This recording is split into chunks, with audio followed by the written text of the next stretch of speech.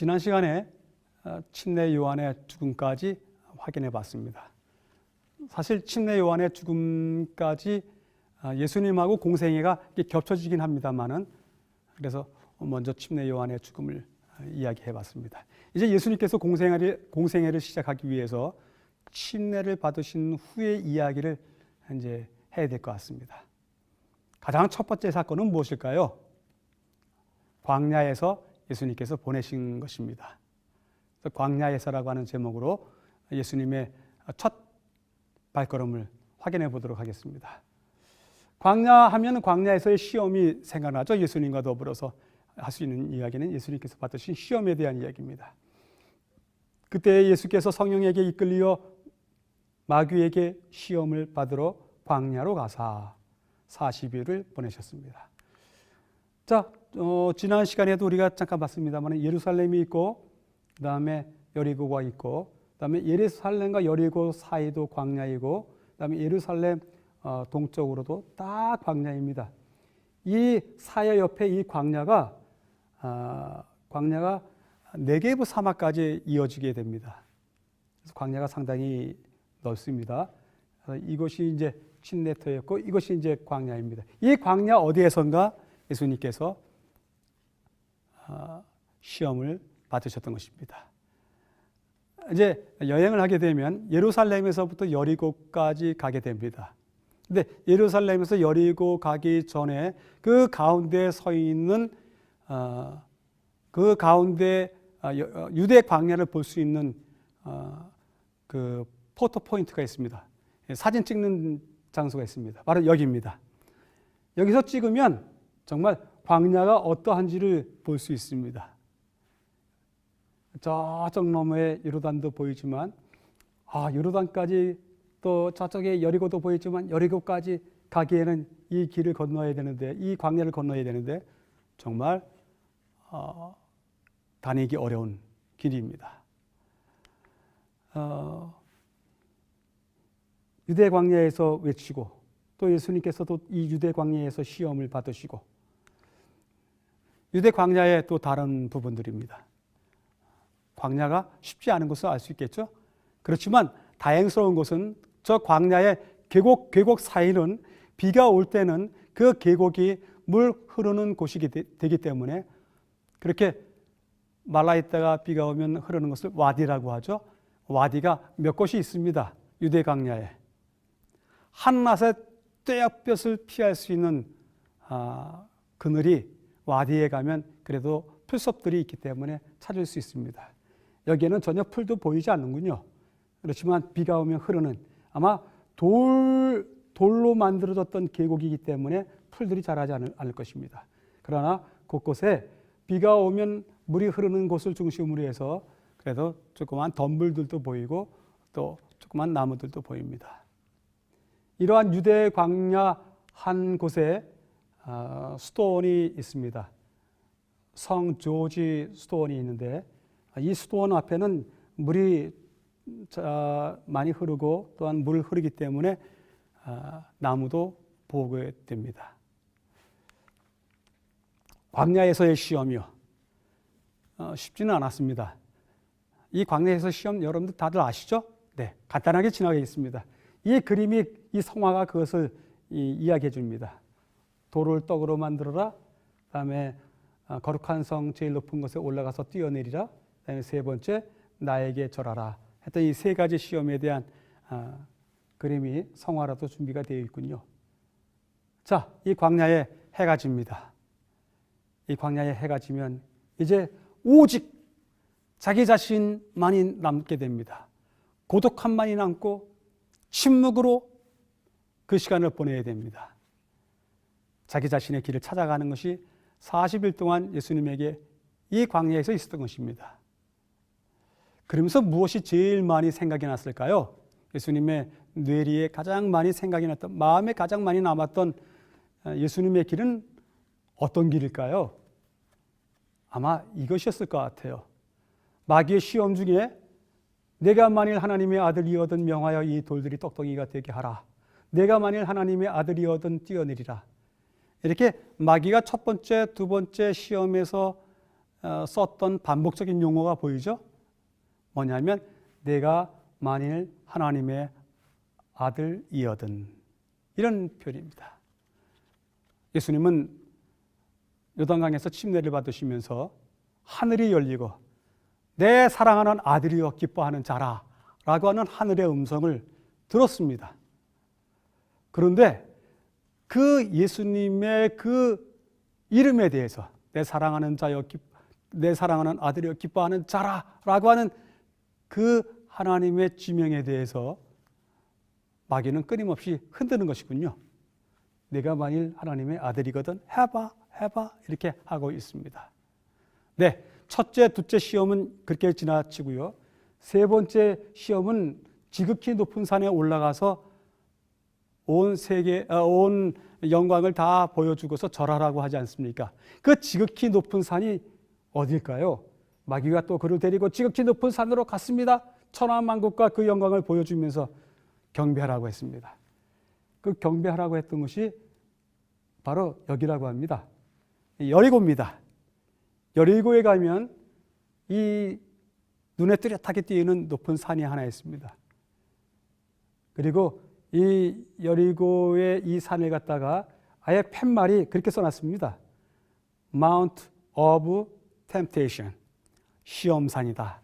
예수님께서 시험받은 산이다 해서 여러분들이 보시는 쪽에서 조금 더 높은 산 있지 않습니까? 이 산이 예수님께서 세 번째 시험을 받으신 산이라고 합니다. 시험산입니다. 여리고에 있습니다. 이 시험산에는 지금 뭐 볼만한 유적들, 흔적들이 그렇게 많지는 않습니다만은 그래도 한 두 군데 눈에 띄는 것이 있습니다.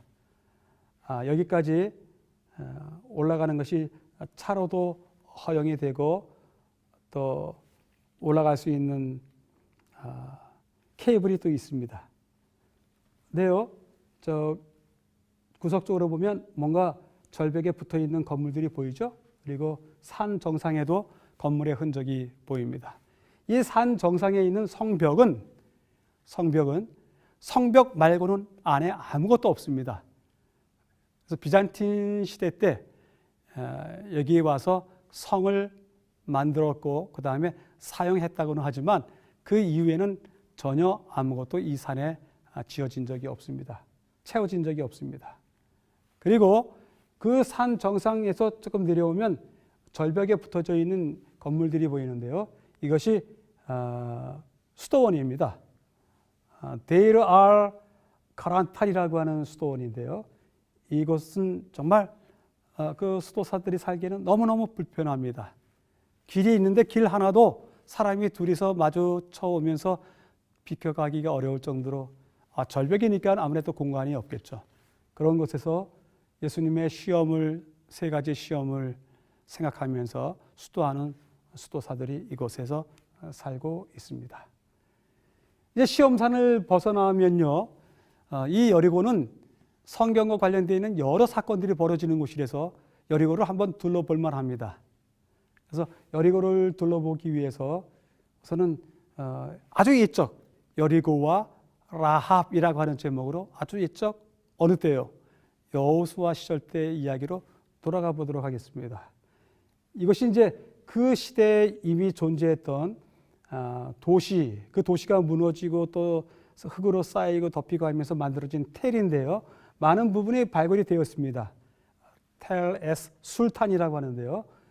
여리고 세계 최고의 가장 오래된 도시로서의 가장 오래됐습니다. 가장 오래된 도시로서의 여리고입니다. 이 도시는 우리가 부조들의 시대에서 살펴봤던 텔단 시대보다도 더 오래된 그러한 도시입니다. 이 도시를 살펴보면요, 많은 유적들이 발굴이 되어 있습니다. 여리고이고 요 밑에 가운데 부분이 요단강이고 그다음에 위에 반대편에 바라보는 곳이 요르단입니다. 아주 가깝습니다.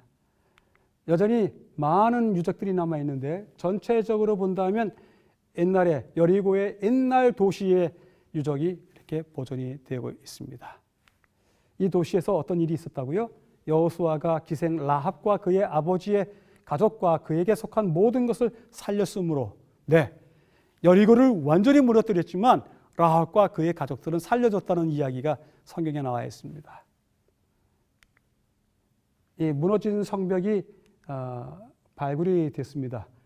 근데 우리 같이 이제 전문가들이 아는 사람들이 보기에는 무엇이 성벽이고 무엇이 잘 모릅니다만은 가 보면 다들 팻말을 써놨습니다. 이것은 옛날 상수도 시스템입니다.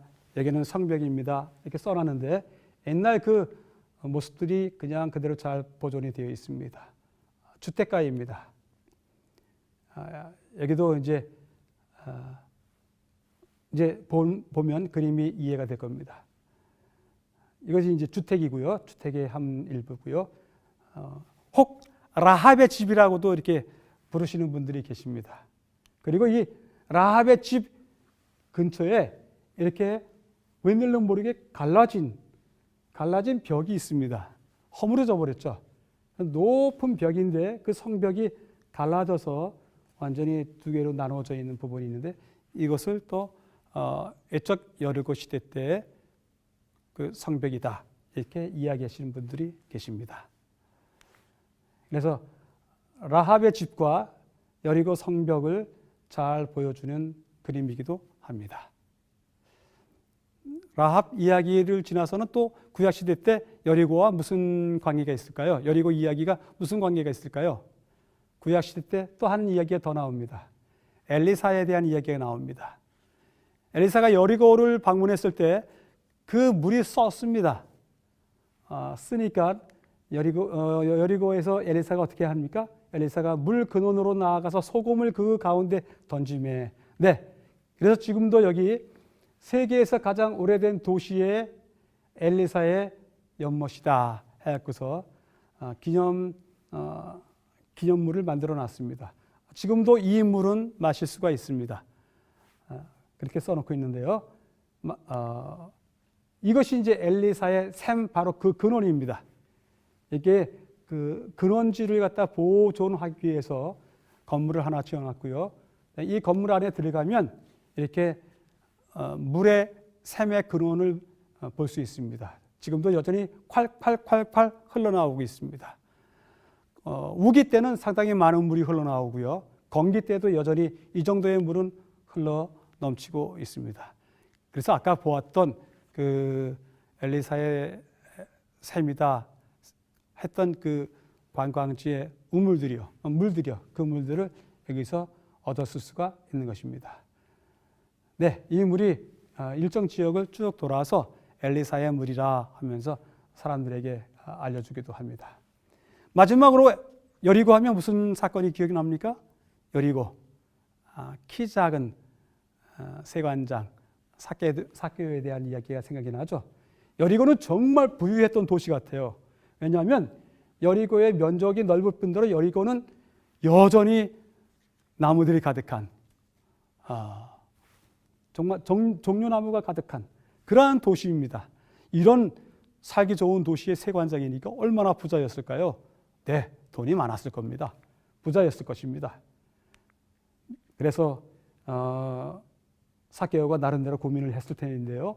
그 고민과 더불어 예수님을 만남으로 말미암아 삭개오의 인생이 달라지는 이야기 우리가 알고 있습니다.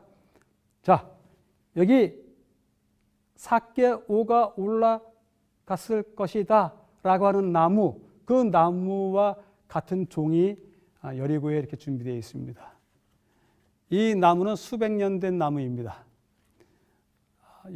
삭개오가 올라갔던 나무도 이 나무와 동일한데 그 나무도 수백 년 된 나무였다고 하면 충분히 올라갈 수 있을 만한 가지가 부러지지도 않고요. 충분히 올라가서 자기의 몸을 감추고서 지나가시는 예수님을 볼 만한 그런 나무입니다. 그렇죠? 좀 수령이 하도 오래되다 보니까 나무가 좀 상처도 있고 상하기도 했지만 여전히 푸르고 여전히 힘차게 자라고 있습니다. 아마 이 정도에 걸쳐 있지 않았을까 생각이 듭니다. 이 나무는 다시 말씀드리지만 여리고 예수님이 방문했을 때 그 나무는 아닙니다. 그 나무 아니고 그와 똑같은 수종입니다.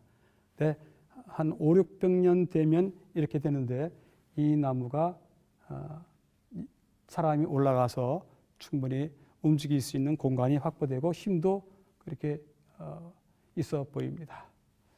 이 여리고 나무 앞에서 여리고 삭개오 올라갔던 나무 같은 수종 밑에서 기념나무 밑에서 사진을 찍었습니다. 사진을 찍다 보니 그런 생각이 들었습니다.